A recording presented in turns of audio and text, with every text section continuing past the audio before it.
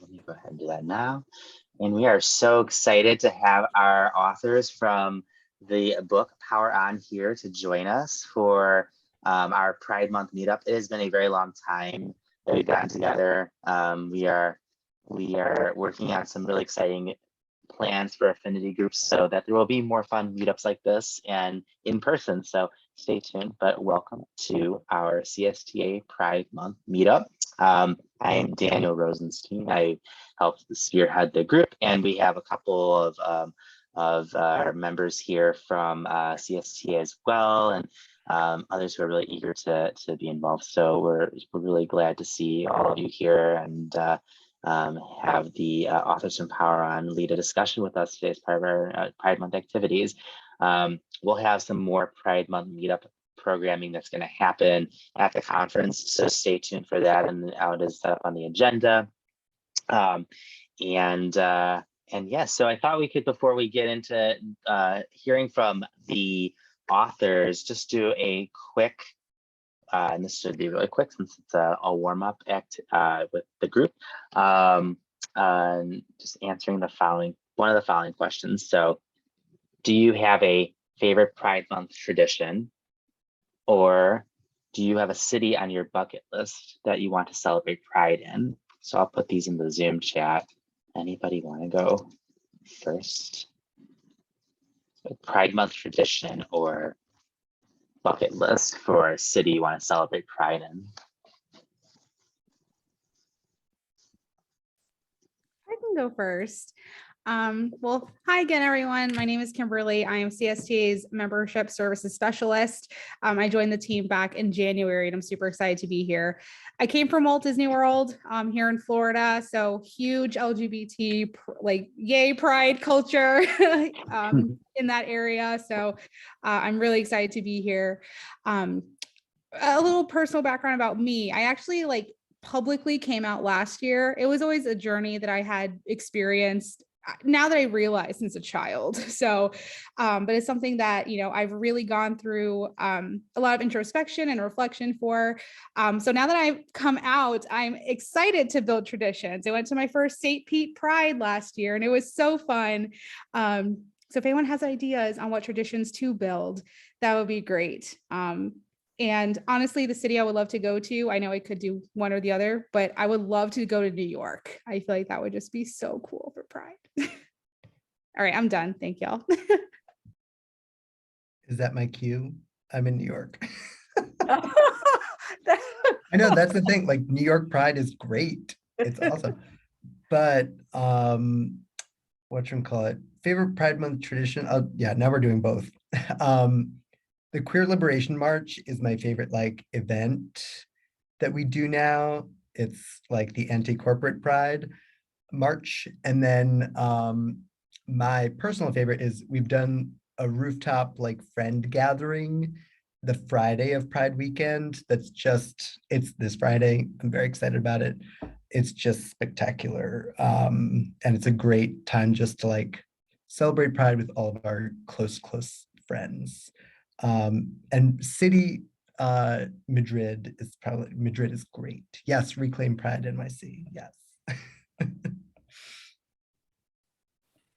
Well, since you mentioned Spain, I'm sorry, Jasper, you go for it. No. Well, just because Tom mentioned Madrid and right now I'm in Barcelona, I'd like to say that I need to check out the Pride stuff happening in Barcelona because there's a lot and it's really a great city. It's super LGBTQ plus friendly. And I've really appreciated that. And just yes. So my, the traditions that I'd like to start in my life are going to more Barcelona, Pride Month, events. And in particular, I recently found this really cool map that of Barcelona that shows key LGBTQ history spots in the city. So I was thinking it'd be really cool to kind of do a tour of those locations and learn more about them in relation to the history of the city. So And I'm going to pass it to Jasper because I so rudely interrupted you, You Jasper. didn't. We just started at the same time. That happens. I am in Richmond, Virginia, and we typically celebrate our Pride, like we have our big Pride Festival thing in September, which is kind of annoying to be different than everywhere else. But thankfully this year there's been events in June.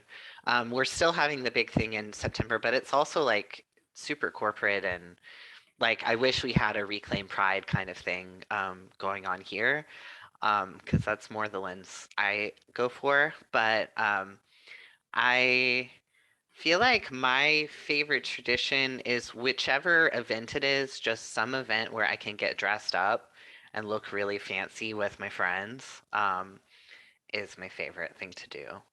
I also really like, so I have, I've worked some with an organization supporting families with trans children, and that some of the people from that organization have worked with our Pride to have like a youth village part of Pride that has like a bunch of stuff that's fun for kids. They have like this guy that has all these parrots, and so you can hold a parrot, and there's always like a installation, an art installation you can be part of. And one year I did a little reading nook where I read like LGBTQ books to any kids and had coloring pages and stuff like that. So that's something I enjoy. I'll go next. Unfortunately, I don't have a Pride tradition. But I should make one because I live right near West Hollywood, and I go to the and I've gone to a Pride parade in West Hollywood. I didn't go this year. I go to Halloween, which is this, I mean, I think you could call it a Pride celebration in West Hollywood, and it's just unbelievable. And a city I would love to go to is Barcelona to see my friend Jean, and I've never been. And I would love that map that you said. It sounds amazing. So do I pass it on, the hot potato? Okay. I'll pass it to David, who just joined. Yeah, hi. What cities in my bucket list to celebrate Pride? I don't know. I'm not sure what they have there, but I'm going to Rome next week, so I'll put that in my bucket list to celebrate Pride there.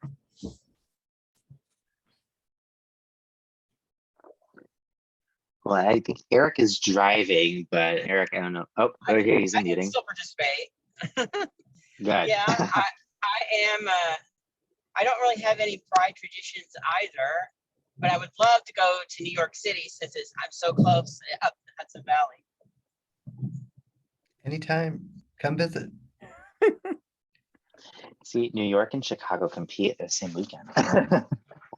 They Well, do. we had Pride Fest earlier. We had Pride Fest this past weekend, and the parade, which has not happened for 3 years, is happening this weekend. So I know everybody's very excited. So I think I'm the last to go, right? Yeah. So Daniel Rosenstein, and we have a tradition. Some of our friends, it's a super fun. It's like a really great time of year here in Chicago. The weather is finally nice and tolerable. You can enjoy being outside. And some of our friends do a pre-parade bagel brunch on their rooftop. And it's like something that's been happening every year, and everyone brings a little something for this brunch. So it's just like a fun time, just like hanging out and connecting with each other. My friend just talked about bringing he's making his famous rainbow cake again. So super excited for that.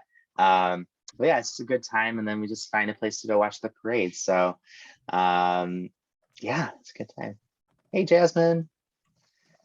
We're just talking about our Pride Month traditions, or a bucket list city to go celebrate Pride in. So if you either want to throw in the chat, or you feel like sharing, you are welcome to. I think you are the last one, and we're gonna get started. So what is it, the Pride Month traditions, and Oh, and like, is there a city on your like bucket list you'd want to celebrate Pride in? I feel like during Pride, I normally just like go to like, well, I went to Pride Fest actually this past weekend. So I normally do like the festivals. And I don't really have a place on my bucket list, but just a place that I've been to before is Montreal Pride. And it's just like really fun. So I want to go again. Awesome. Cool. Thank you. All right. So let's jump into what we're actually doing today. We're with the authors from the Power On books. So exciting. Anybody picked up the book or heard about the book besides our authors? Oh, yay. Amazing. I know I need to get a copy of it. I'm hopefully going to try and find a way to get a copy at the conference. I know that there's some of them are going to be floating around there, so I'm excited about it. So we're going to have a workshop at the conference that Cape More Center bought a bunch of books for everyone who attends those workshops. So if you come to one of those, you can get a free copy. Yes, I'm going to encourage our Pride group to go to that too. So, so I'm going to pass over to our authors in just a moment, but I just want to introduce them. Jean Rue and Jane Margolis, both of them are co-authors of this book. And Megan Bowen is not on the call today with us, but she also is a CSTA Equity Fellow alum and was involved in helping produce some lesson content and some ideas around how to teach this book in the classroom. So I know I don't think she's going to be at the conference, but if you want to tweet her, you want to try and connect with her on the CSTA Pride virtual community to see what she's put together. I'm sure the authors can talk a little bit about this as well, but she had a really important stake in this too. So just a quick background about Jean. She's an avid reader of, is it manga or manga? Manga. Okay. And there's also manhwa, which are Korean. And Korean books and graphic novels too. Yeah. Very cool. And is an educational researcher and writer committed to ensuring that all students experience meaningful and empowering learning both in and out of school. And Jean was actually one of our previous CSTA annual conference keynotes. It was so good to have her speak and do, it was a student panel, right? Last year? Was it last year? Yeah. Yeah. It would be BT and I worked on putting together all these interviews of youth talking about computer science. And it was really fun. I remember just watching it, I was like, oh my gosh, I need tissues right now. It was so good. It was such a good one. And so thank you, Jean, for being here. And Jane is a UCLA educational researcher and author who has been a longtime advocate for ending inequality and segregation in computer science education. She also won the 2016 White House Champion of Change Award.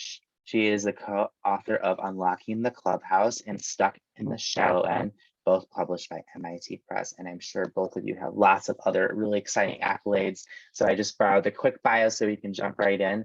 But without further ado, I'm going to pass it over to them because they're going to talk about how they got into writing this book and what inspired them. And then our goal will be to try and do some just smaller breakouts on how can we actually bring this book to the classroom and how it can be used in teaching and supporting our students. So Jane, I'm passing it to you.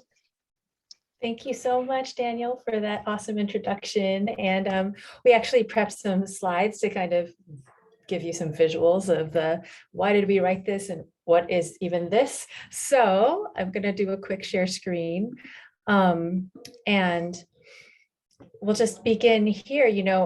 We're going to begin here, which is videos are probably a better description of the book than me telling you about it. So I'm going to play a little trailer video for you about the book for those of you who haven't had a chance to get it or read it yet. So right here.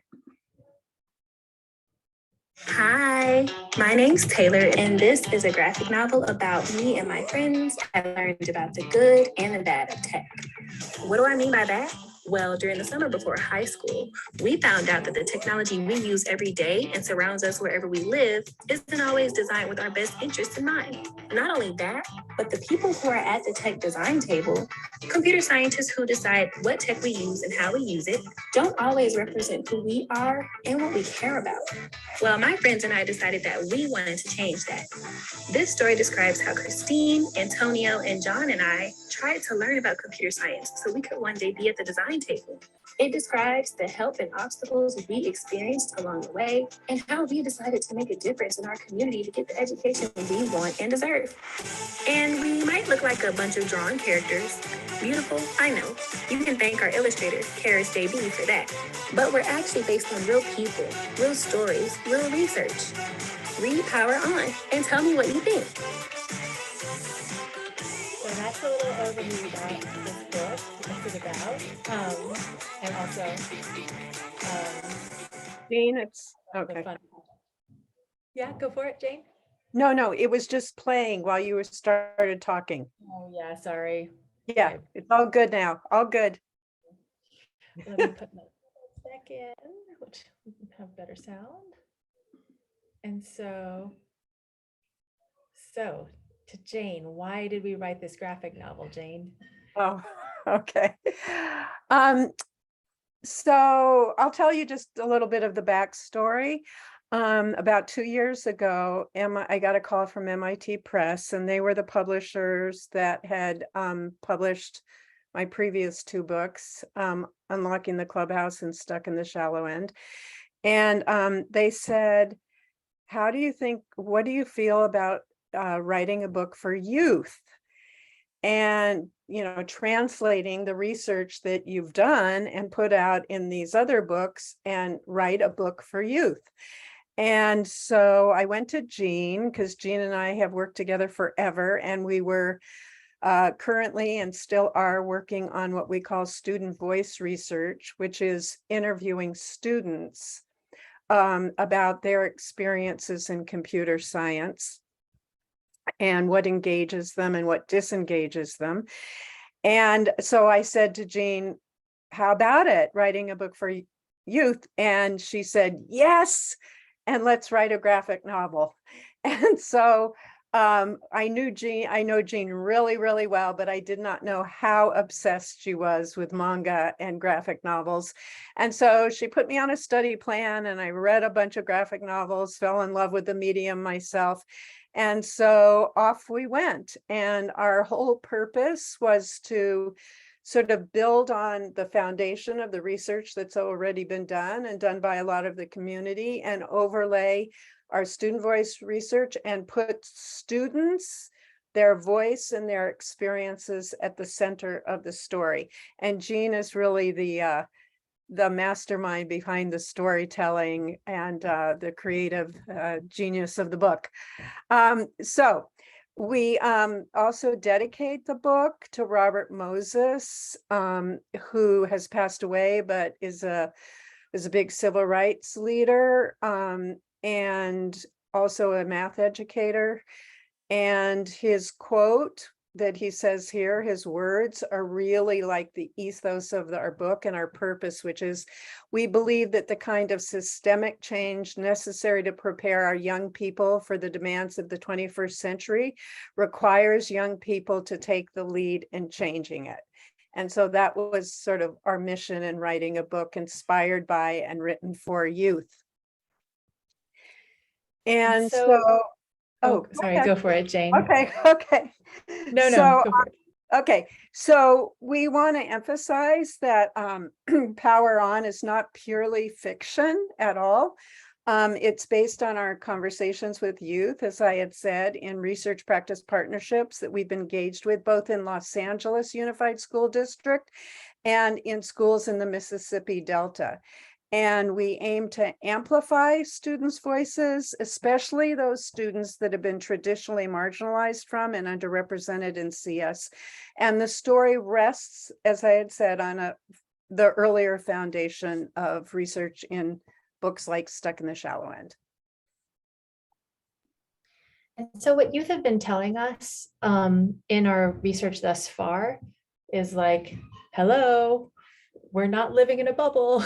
We have access to tech. We are involved in social media, and we watch the news and reread things. And so please don't treat us like we don't understand what's going on in the outside world. And please connect our computer science education to what matters and what we care about.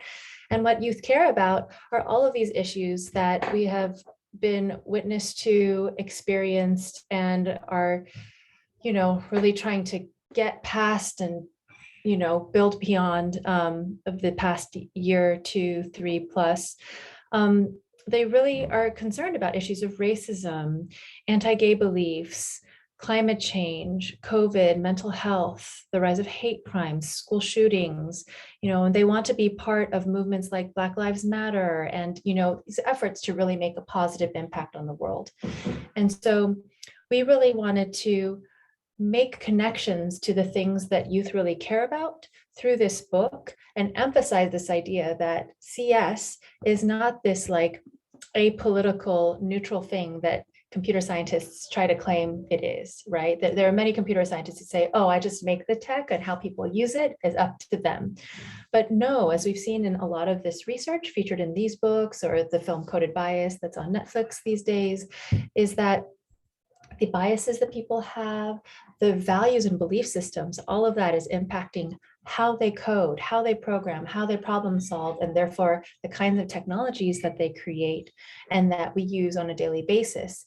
And that unfortunately, because of the ways that racism and sexism, heterosexism, and more get built into these tools, they're having these huge negative impacts specifically on low-income communities, women, the LGBTQ plus community, Black people, brown people, everyone who's underrepresented in this field. And so in trying to bring these ideas forward, we really wanted to make sure that we were elevating the voices and perspectives of the youth that we've been working with in our research.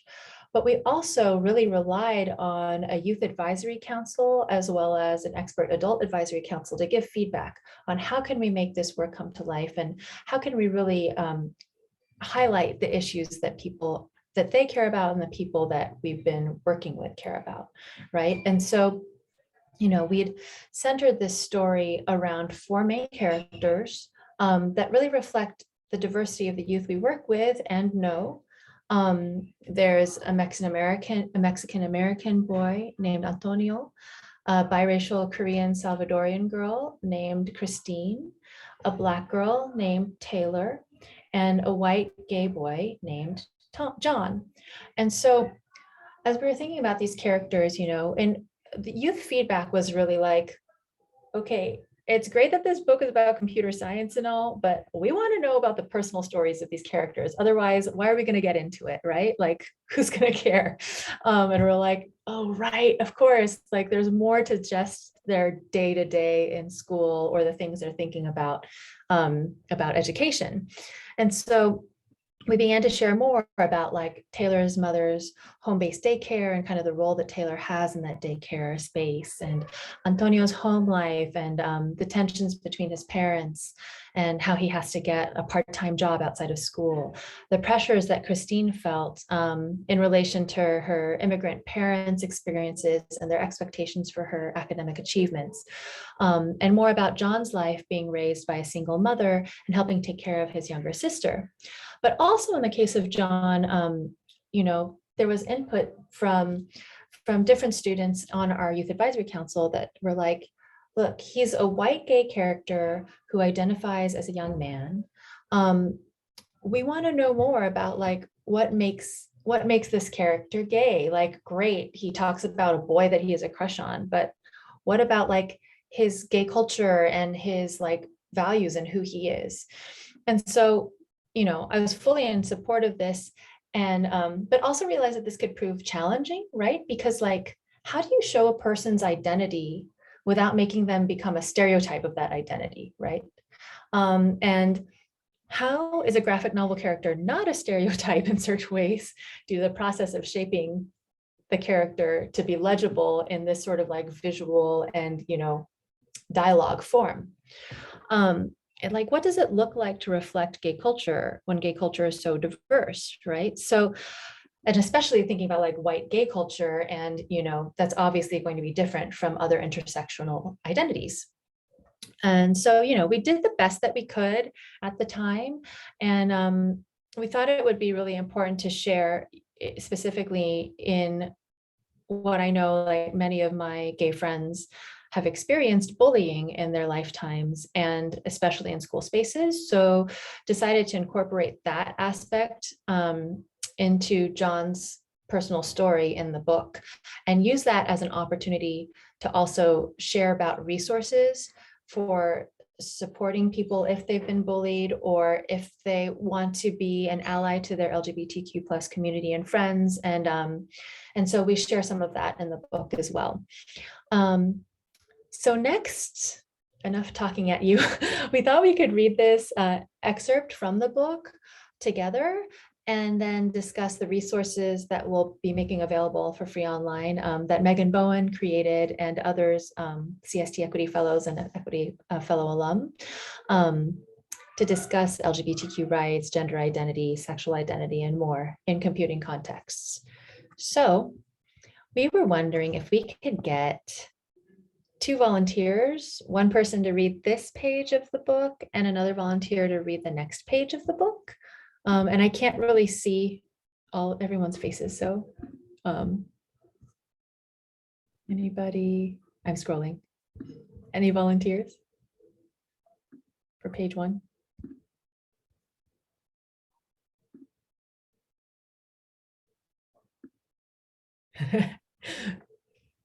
You also put it in the chat. Okay. I'm happy to volunteer if you need me to. Thank you, Tom. So is it, can you see?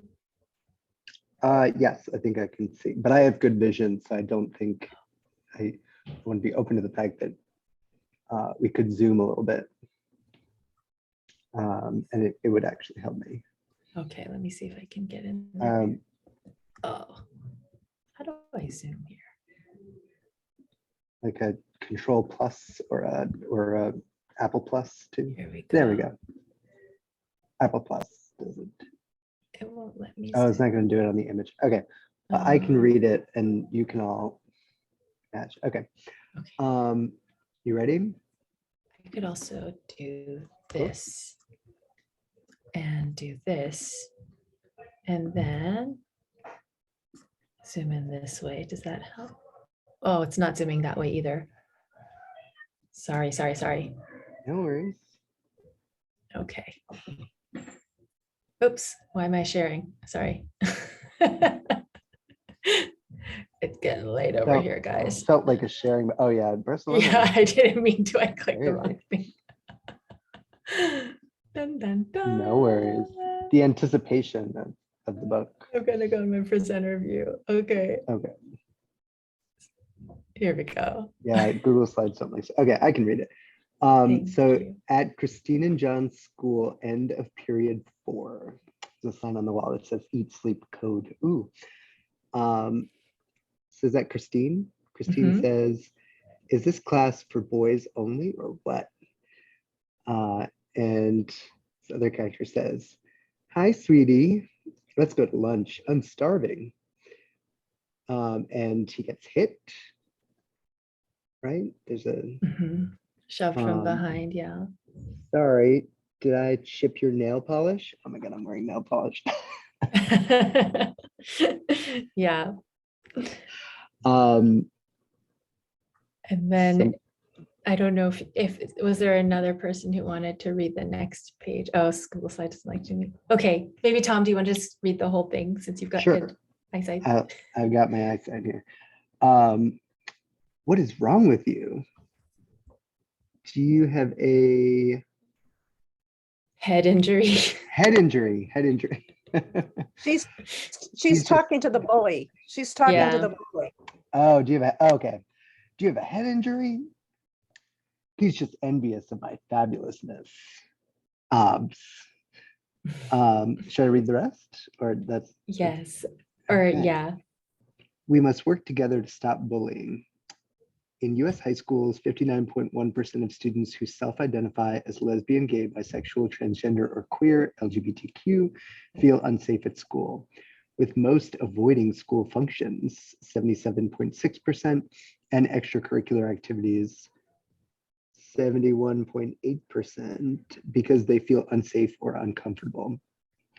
LGBTQ students experience being bullied on school property, 33%, and cyberbullied, 29.1%, more than their heterosexual peers, 17.1 and 13.3% respectively.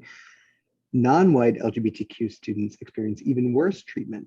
67% of Black and African-American LGBTQ youth and 82% of transgender and gender expansive youth responding to a human rights campaign survey have been verbally insulted because of their LGBTQ identity. If you are LGBTQ and want resources/support, or if you are an ally who wants to support your LGBTQ friends and family, check out these resources: the Trevor Project, Human Rights Campaign, US Government Stop Bullying website, and GLSEN. Thank you. So in our educator resources, which again, Megan Bowen helped to create, we have, we just wanted to share some of like the things that we're putting out there for educators to discuss and think about with their students, both for input and also just thinking about, is this something that you feel like you would want to do, and just other thoughts.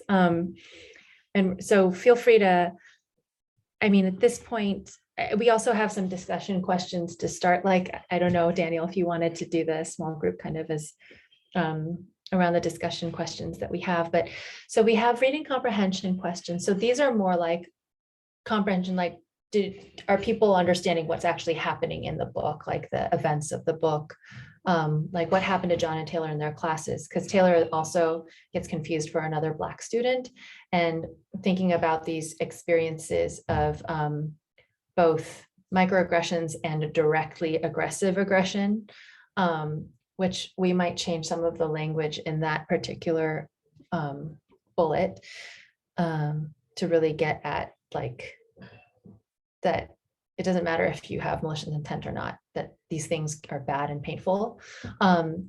Also, like, why do most LGBTQ plus students avoid school functions, extracurricular activities? How more likely are LGBTQ plus students to be bullied on school property or cyberbullied?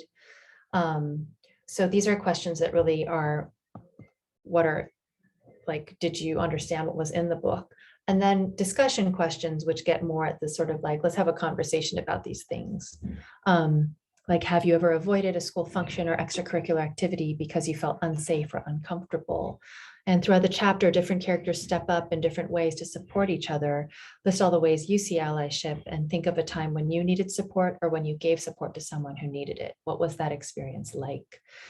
And then we also have these sorts of like a sample article and background reading for educators, and like this anatomy of an ally to really think about issues of identity and justice, really. So Have any of you read this article, Anatomy of an Ally? Because when I read it, I found it really powerful and recommend you reading it.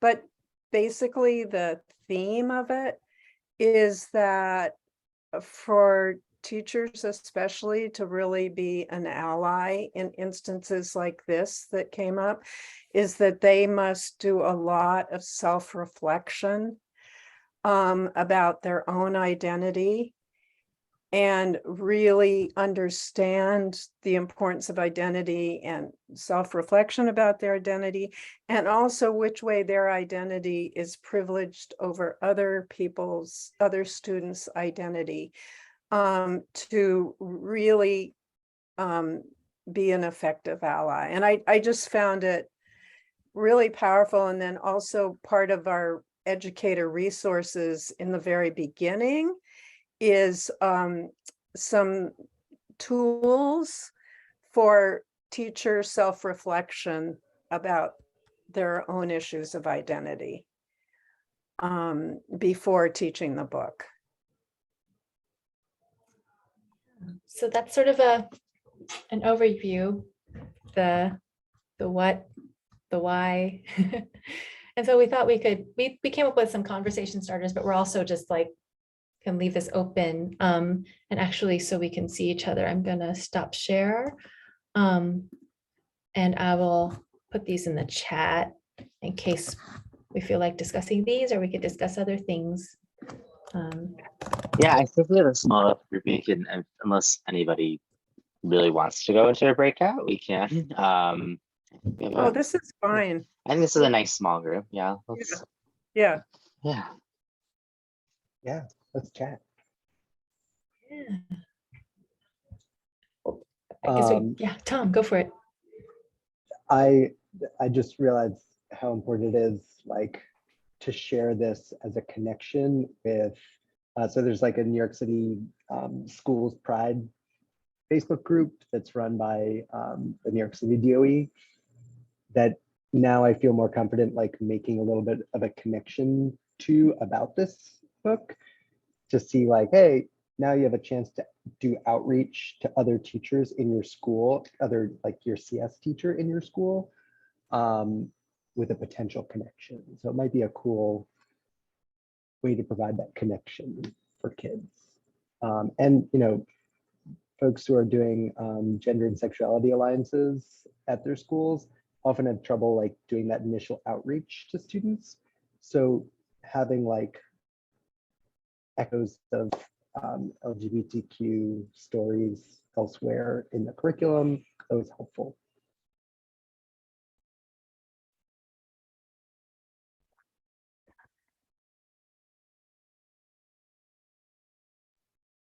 Does anyone have any just general reactions or thoughts they wanted to share about the book or the resources? Or Is the book scary in this political climate? I mean, I don't know where you're all from, but I know from Texas to California, there's a big difference. Yeah, I think about that a lot because I'm trying to create some sort of similar. We're working on some projects about integrating Scratch with the social emotional learning standards to explore student identity, and using like children's literature. And so some of the books were, you know, like we read a book about an immigrant child and her struggle with like being teased for her name and stuff like that, but also a transgender child who changes his name. And I kind of worry about, and then we explore like what do names mean to you, and how can you learn how to pronounce people's names correctly, and how important that is, and that all this various stuff. But it does scare me that once we publish that, you know, I don't know what'll happen. Because for instance, so we have in Virginia now a Republican governor, and they have made some changes in the Virginia Department of Education where the diversity, equity, inclusion person has been renamed diversity, opportunity, and inclusion. Oh, God. Because equity makes people feel bad about who they are. And of course, our stuff has equitable in it all over the place. So it's like, and we get some funding from the VDOE. So it's like, it's a little harrowing sometimes.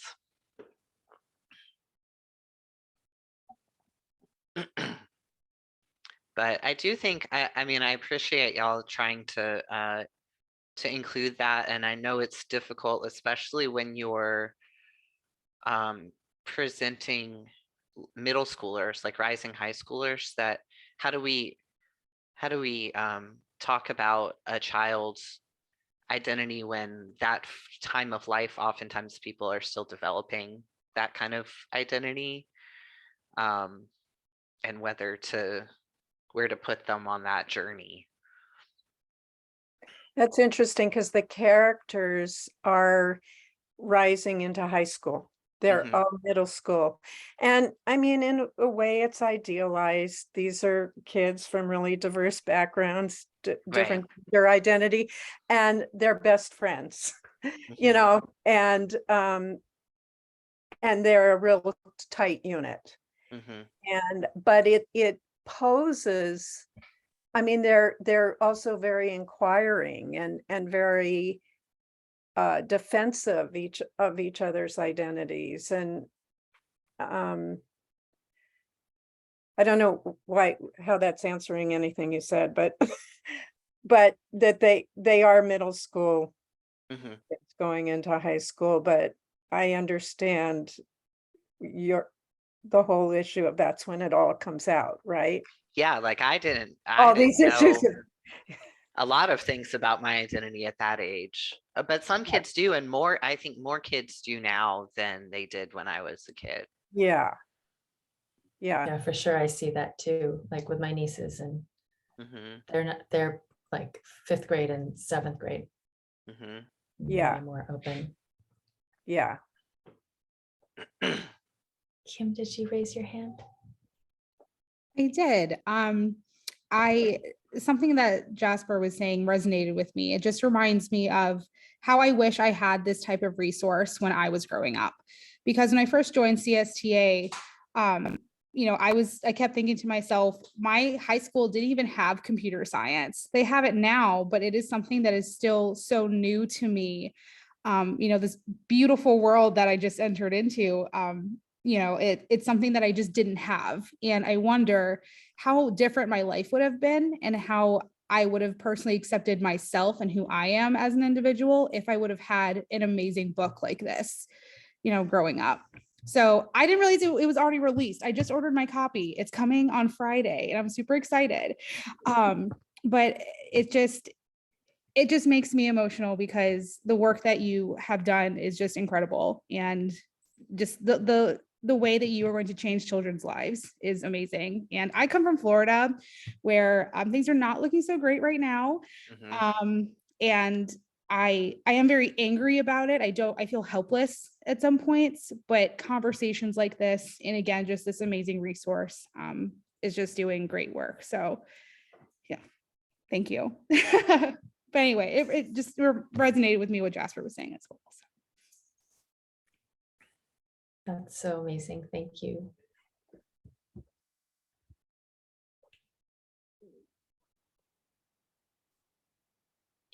It's interesting because we recently were chatting with one of the inspirations for a character in the book who's an after-school educator. His name's Solomon Russell, and he's phenomenal. But it was interesting because like his advice for teachers was sort of like there's, and I'm gonna misquote him because I'm really bad with quotes, but please don't ever have me on your trivia team because I would suck. But just like he was essentially saying that if we just keep sticking with what we know, that's where the danger lies. And what we need to do is break away from the known into the unknown, and that, true answers and change are in what's in the unknown. And sort of this like, so it is a super scary and unstable time. And I've just found his words like incredibly inspiring, because I think that, yeah, that, I think this book may be really challenging to teach in a lot of contexts in the US right now, and hopefully that'll change. But and so we were also thinking, and I don't know if you all have thoughts, like, how do you talk about issues of sexual identity and gender identity in your contexts? Like, is that something that you feel like it's easy to talk about, you feel safe talking about? And if so, like, what advice would you have for teachers who are like, I don't know how to talk about this?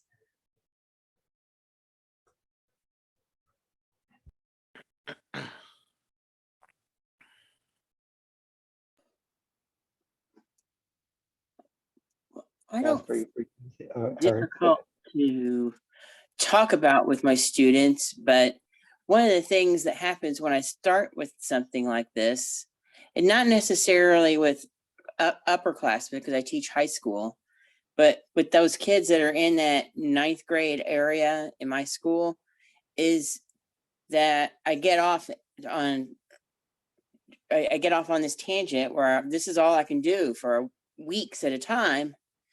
And I'm teaching computer science and math, and I can't talk about these issues for that long. And they're really important. So I don't want to not do it, but I find it hard to, where do I break that line of talking about it enough that the students are aware of the issues, but not having to solve every problem of the world. No. That is, oh, was someone else talking?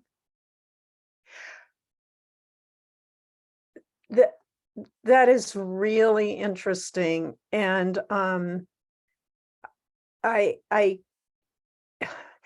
just think of these students that we've interviewed, and we normally play tapes when we give a longer presentation about what the book is about, because there's a lot of other issues in the book. We just cut this one out especially for this meeting. But we have interviews with students, and these were Latinx students in LA, and we also interviewed low-income Black rural students in Mississippi. And there was a theme that was really interesting, which is talking about these issues and showing how computer science is connected to the larger world. And these kinds of issues make students who have felt marginalized or not represented feel more included and like they belong. This is a culture I can belong to. This is, I'm being seen. And so, you know, there's that delicate balance that you get a broader group of students feel that their identity can fit in a field if these issues are connected. And yet I understand what you're saying at the same time. You know, it's hard, but it's always important to realize, and I think our research really shows it, that students who have been marginalized or felt that they didn't belong feel they belong more when these issues are talked about.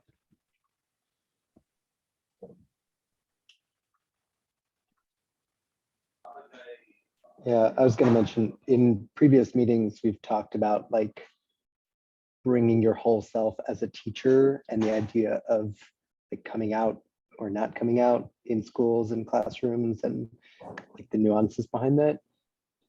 And it is really tough. I mean, you know, I'm sitting in New York City, so but even so, it took me like at least till the end of the year, till like Pride Month, to come out to my school in New York City. Like, you know, it is tough to find the time and the courage. One of the things I found this particular school year, and was different from in the past, is students in my classes picked up on it more than what they had in the past. So like I didn't really have to tell them. Yeah. But one of the things that I did was kind of try to like wear my shoes that have the rainbow color on them at the beginning of the year, and you know, send them little signs that, hey, I'm with you, because I had a large portion of students, and especially one of my classes, that were different. I can't, they don't fit in a box, so I can't even put a label on them. But I tried to just do subtle things. So, and one of them did wish me happy Pride Month, so it was kind of nice. I think what the book, that is nice. yeah, the book helps to like just have a discussion about identity, no matter what your identity may be as a teacher. So that can help a lot. Just like Now wearing you just pass the regents. and past the regions or the yeah. I was thinking back to when I was a teacher, and I was thinking like how nice would it have been if not that it's not too late, but how nice would it have been to have a book like this, like during your on like a new teacher orientation, or like I think it even you take it up a step further, and it's like, and like administrators are making sure like all departments are reading or having this type of training, right? You know, during the institute day time. Like I always remember there's like you're planning, you're like figuring out your first couple of weeks of school, you're getting adjusted, but it's like take a step back. Like how do you get ready? Like make sure that you're there to be present for like each and every one of your students so that they show up and they know they can like be their whole selves. I know I'm curious to hear some of the lessons that Megan put together, some of the research she put together, if that's accessible or that's online. I think that could be like really interesting to to provide to the CSTA Pride group as well. Definitely. We will be letting you all know when they come out. Right now, we're getting feedback on all of the different chapter guides.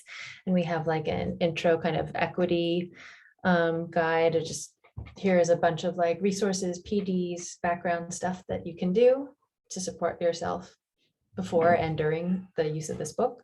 But yeah, I mean, some of what I showed on those slides was what Megan had created, I think, in collaboration with Elizabeth Name for that particular chapter. But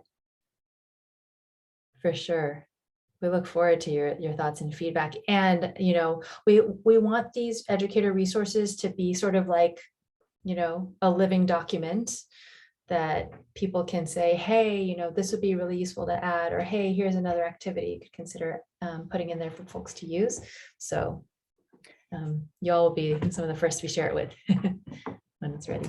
And you've all mentioned like we're really leaning into the challenge of getting the book beyond computer science, you know, to get it into teacher prep programs so that it could be a way that teachers, regardless of what subject they're teaching, could like think about all of these issues of identity and how they would handle these issues in the schools. And we're also trying, because it's very much, this is a book, as we say, like in our tech saturated world, every kid should know about these issues of ethics and social responsibility of tech. We're trying to get the book also into civics classes, you know, if we can break into that community, ethnic studies, even English. I mean, wouldn't that be a wonderful thing to talk about graphic novels and how you students in the 9th grade could write a chapter on the graphic novel about it, you know, and an additional chapter. So, and I think it actually could even increase some interest in computer science by branching out into these different subjects as well. So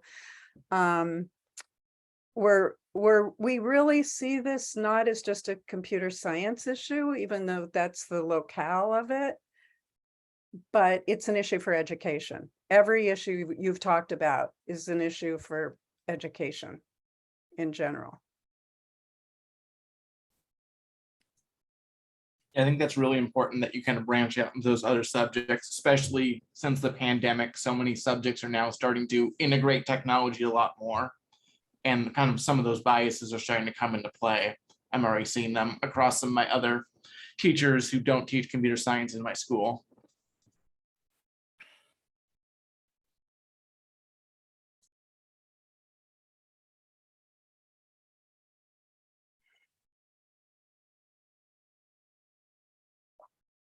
Well, I know it's 5 after the hour.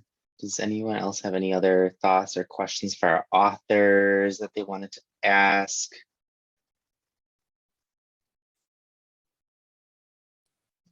What's next for y'all? Do you have other Other projects you're thinking about or working on? Well, the MIT Press did say, if you want to write book 2, we want to publish it.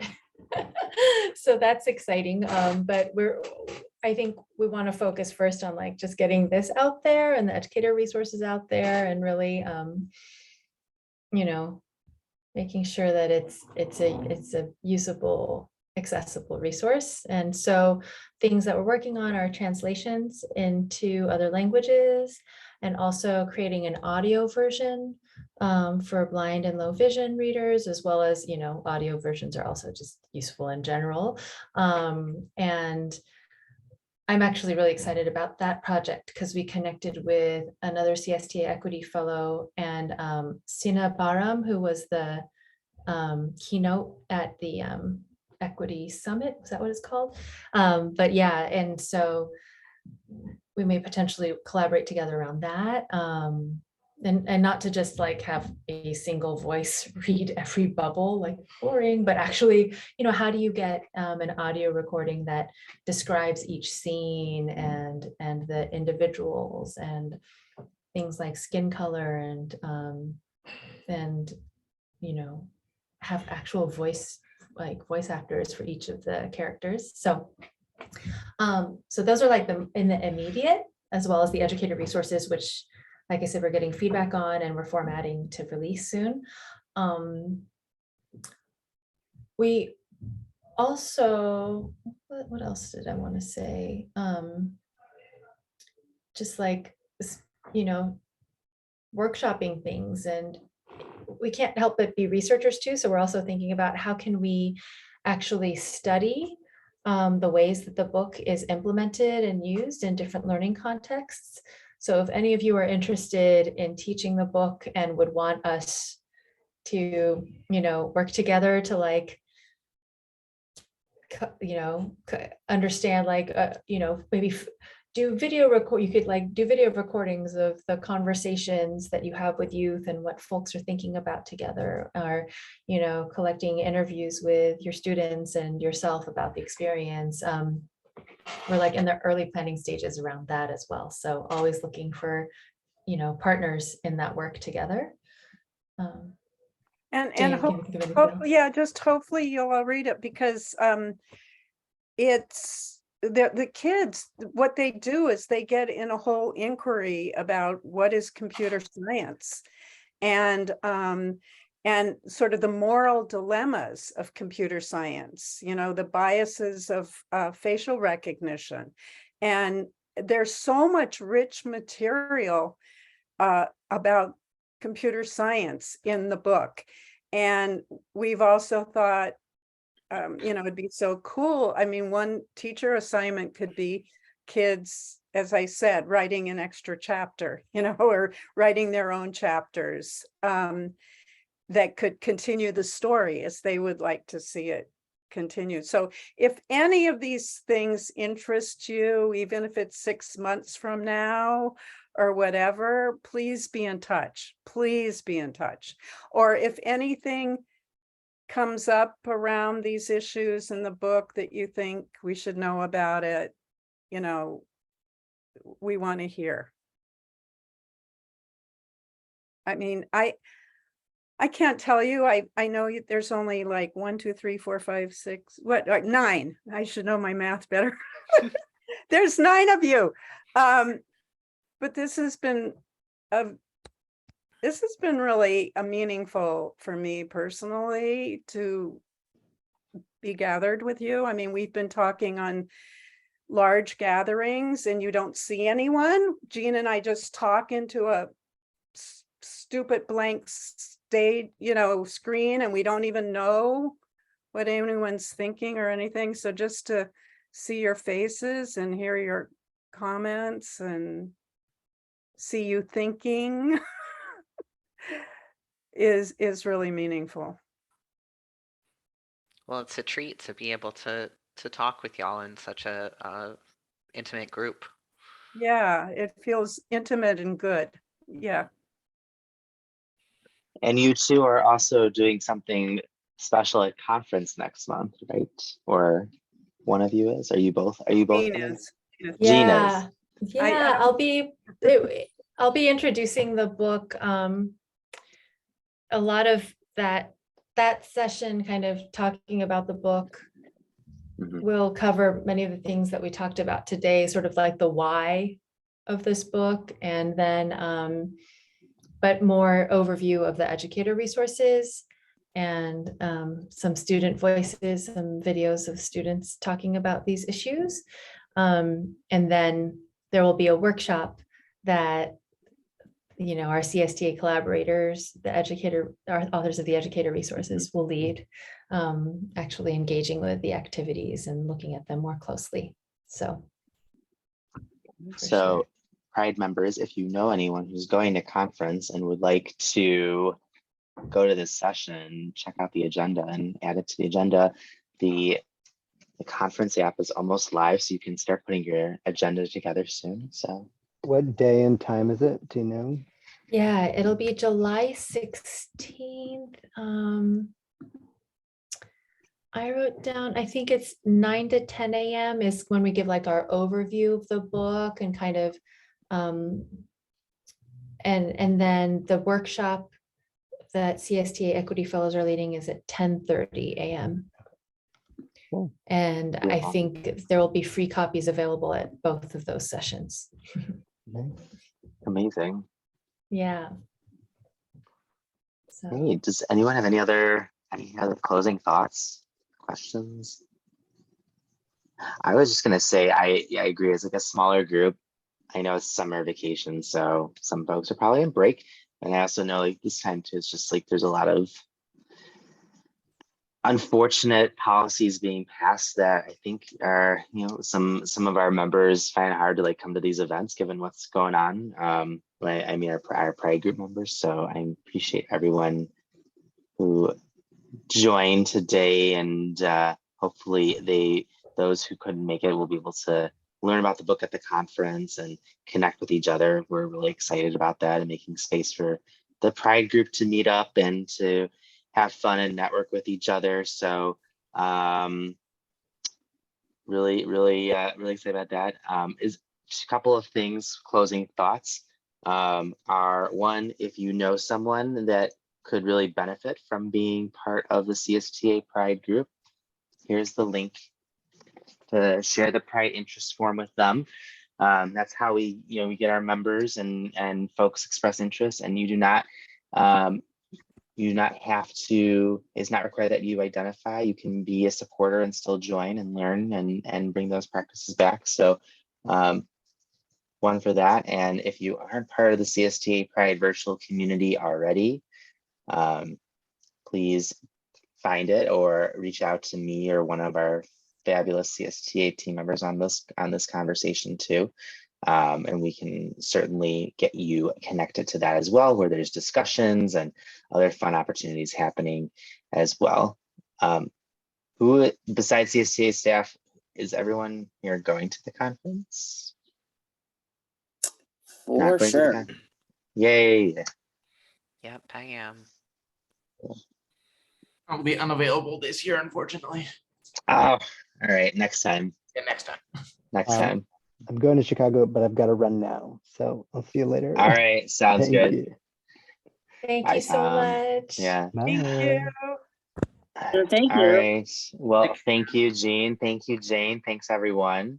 Thanks so much. Jean, thank you especially for staying up late. I didn't realize you were abroad. Is that home or is that just, are you just there for a little while? Yeah, it's mostly home base. So I go cool. back to the US every month practically, but yeah, it's yeah.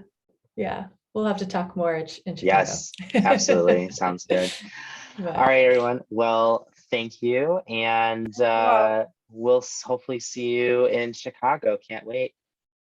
yay. Bye. Thanks so much for joining us Thanks. today. Take All care. right. Take care. Bye. Thanks for having us, everyone. Daniel. You're welcome. Thanks. Bye.